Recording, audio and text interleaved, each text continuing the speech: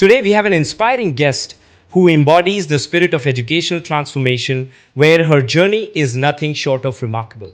I wanted to be in education since I was 5 years old. I watched my mother build a school. What we are launching now, Ankur, for India for the first time, we're launching a new category itself. Not traditional, not alternative, not progressive. The category that we call purpose based. It looks like a maker space and it looks like a Google Office. And my mother, especially, for that, who started a school. She was a housewife and she started a school 35 odd years ago. Everybody made fun of her, saying, this is why you're doing this. We've tested it multiple times, we've learned from our mistakes. Our goal is that we make a difference in the world. We want our students to go out and make the world a better place.